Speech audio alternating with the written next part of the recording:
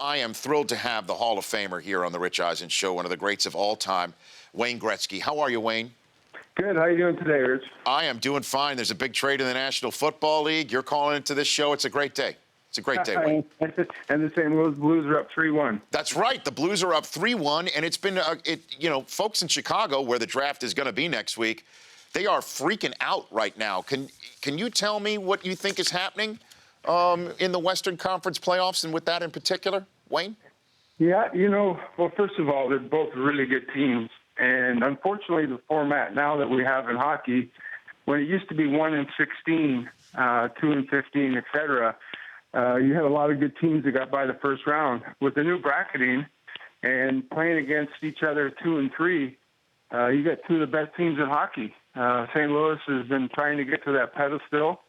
Chicago's been there 3 times in the last 5 or 6 years.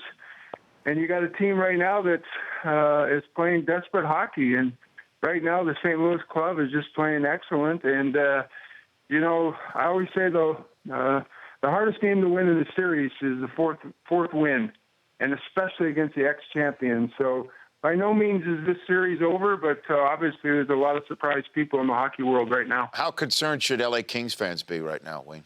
Oh, not at all. They're a unique team.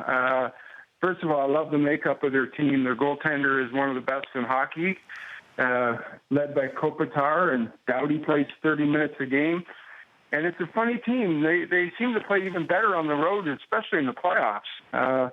They lost a couple of heartbreakers at home the first 2 games, but I thought they played very, very well in Game 3. And this series now is 2-1. And the Kings have 4 games left, and 2 of those games are at home. So they're still in a good spot. They're still a tough team to beat. I wouldn't be overly concerned, but San Jose's had a great season, and let me tell you, you'd like to say that you're not thinking about it, but San Jose, I guarantee, is thinking about the fact they blew a 3-0 lead a couple of years ago, and now they're up 2-0. All of a sudden, it's 2-1. So it creeps into your mind as an athlete. There's no question about it. Hopefully, they can put that out of their minds. But the LA Kings are tough, and I think they're very, very well coached. A great one, Wayne Gretzky, here on the Rich Eisen Show. How good are the Caps? Caps are better than even I thought. They have everything. They have depth. They have size. They have speed. They have one of the best goaltenders in hockey right now. And I just think Ovechkin's gone to another level this year. And when your best player in a team game is playing a team format, it makes it so easy for the coach to get everybody on the same page. Because if the top guy is doing what the coach wants him to do, and that's short shifts, making sure he's responsible defensively, he's going to get his goals. I don't think I've ever seen Ovechkin play this well. So right now, I don't think there's any question they're the team to beat.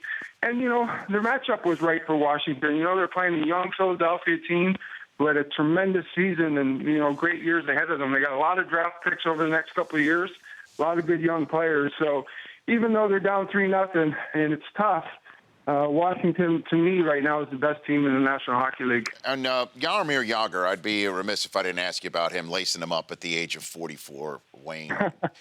I mean, can you put it in perspective? You being around football and the hockey guys, once you get to 37, 38, you're in the sports world, you're considered old. You're physically and mentally tired. You're beat up. You're worn down. The travel, the mental exhaustion. For a guy to be doing what he's doing at 44, to play and contribute the way he is, he's the leader on the team, on the ice, off the ice. It's remarkable. I told him if he gets any closer to my records, I was going to steal his skates so I could stay ahead of him. Well, I mean, did you ever think you could lace it up? When was the last time you thought that, maybe I could get out there on the ice? I never thought that way. For me, it was pretty simple. When I retired, and listen, people ask me all the time, do you miss it? And I say, yeah, of course I miss it. You do it since you're 2 or 3 or 4 years old. It's not just professionally. You do it as a kid, and you do it your whole life. And I wish I could still play. For me, it was an easy decision because I trained really hard in the off season. And I found the older you got, the more time you had to spend training in the off season. So if at 37 or 38, I was 3 hours a day, I was going to have to be 4 hours a day just to keep up with the young guys. And I just knew in my heart I didn't have the desire to get up in June, July, and August and train for 4.5 hours a day for 6 days a week. and that made my decision relatively good. And one of the best compliments you can get as an athlete is when people come up to you and say, you know what, you could have played one more year. And that's when you know you retired at the right time. So, of course, I miss it. I wish I could still play. But, you know what, it's a great game. The players today are bigger. Like every sport, they're faster, they're stronger, the equipment's better, the teaching, the coaching's better. Hockey's in a great spot, as are all the other sports. It's a great game right now. What was the last time you did play a game of hockey?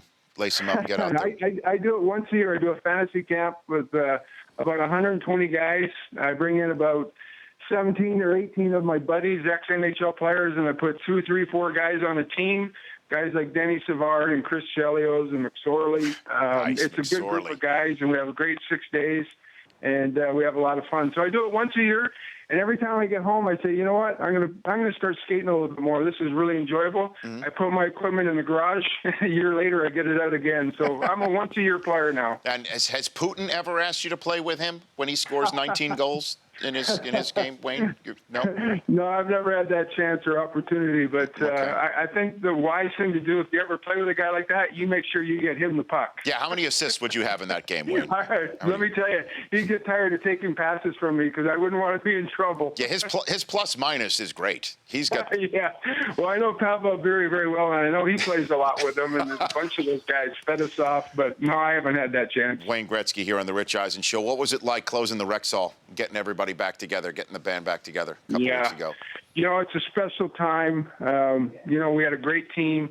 We were just kids. We grew up together at 18, 19, 20 years old.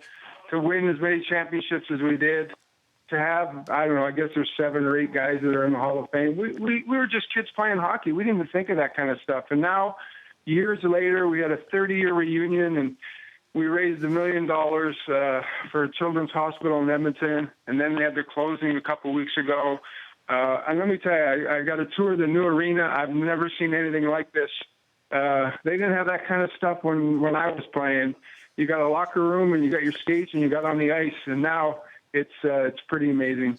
Yeah, Wayne Gretzky, Hall of Famer here on the Rich Eisen Show. We had a couple of months ago, Wayne, somebody you babysat back in the day, sitting here on the Rich Eisen Show, said his name is Robin Thicke. And he told this story. Take a listen. This is what Robin Thicke told when he was here. What was Wayne like as a babysitter? Did he let you stay up late? He couldn't tell you to go to bed? No, he was super cool. We would play tennis, till late at night. And I remember one time, just because I'd never driven in a Rolls Royce before, he took me to McDonald's in his convertible Rolls Royce. Through the drive-thru? Through the drive-thru. No way. And I was like, this is pretty cool. Just riding shotgun in a drive-thru. Riding shotgun in the bed. Do you remember that, Wayne? Well, it's either pay for the insurance or don't pay for the insurance and go to a nice restaurant, or pay for the insurance and go to McDonald's. So he chose McDonald's. But, Alan and I have been friends since 1979, and I don't know if there's a bigger backer of the L.A. Kings in the National Hockey League. And so we've been good friends. So I've known Robin since he was like 3 years old, I guess, or 2 years old, him and his brother Brennan.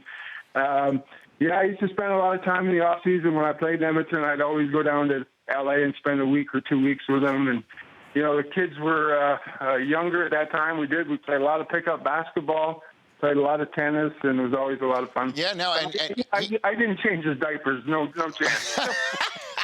Well, he said, Wayne, that the day you were traded to the L.A. Kings, Bruce McNall called the Thicke residence looking for you, and he answered the phone. That's what he said. Yes. I knew I was probably going to get traded around that time, and we were spending a few days at Alan's house. I think he had a house in Toluca Lake. We were spending time there, and I think Robin at the time was 16 and Brennan was 18, but I knew it was going to happen. And, the first call that came in, actually Robin did answer the phone, and I remember they had this intercom in their house, and I remember thinking, wow, what a cool house. And Robin said, Wayne, it's a telephone call for you, Bruce McNall. And I kind of knew once I got that call, I figured it might have happened. And now look what Robin Thicke has turned into. Yeah, he's done pretty well for himself. I got him going in the right direction. Is that incredible? I mean, it's incredible. And Wayne, what is it like now watching golf, watching and having, your heart in your throat, watching Dustin Johnson go at things and at places like Augusta. What is it like for you to be part of the gallery watching all this stuff? Yeah. Well, I never thought, and probably I would never have that same feeling I had as a hockey player, playing in a Game 7. But the closest thing you're going to have is to your own kids and family that going through something. And, he's gone through a couple of tough tournaments. I mean, it's well documented, but he's resilient and he's working hard. And I think that at the end of the day, he desperately wants to come back and have an opportunity to win a major. So close again this year at Augusta. I think we were one back on Sunday on hole number 15, and he had an incredible 4-iron or 3-iron about 10 feet from the hole, and he had a chance to eagle a tie for the lead. But his day's going to come. I keep telling him it's hard work and it's patience, and he does that, and he's dedicated to it. And, this is a long year for the golfers. I mean, they got 3 majors coming up and the Players' Championship, and then they got, the Olympics and the FedEx and then the Ryder Cup. So the next 4 or 5 months are going to be pretty busy for him and the rest of the guys. But you know what? Janet and I love watching him play. He makes it enjoyable for his friends and family, and he loves us being there, and we love supporting him. Wayne, you're the best. Thank you for coming on. You always have a place here in my show studio. I'd love to have you here when you're here. I'll come in one day, and I appreciate the kind words, and you guys go get them on all these drafts. And I don't know who got traded and who didn't, but it sounds like the LA Rams traded everybody for one guy, and I don't even know who the guy they're going to get is. And they say that they don't know who that guy is. And if that's the case, then the Eagles, who just trade a whole bunch of picks to get up the pick right after them, they don't know who they just traded for either. That's all new to me, because usually when you make the trade, you kind of know who you want. I got to think they know who they want, but they're just saying they're playing coy. Okay, Wayne, thanks for the time, and I do really wish you would come in here. It would be great. We'd love it. One of these days I will, and I appreciate the kind words. You bet. Guys have a great day. At Official Gretzky on Twitter, Wayne Gretzky, Hall of Famer, right there on the Rich Eisen Show. The Rich Eisen Show, weekdays at noon Eastern on Audience.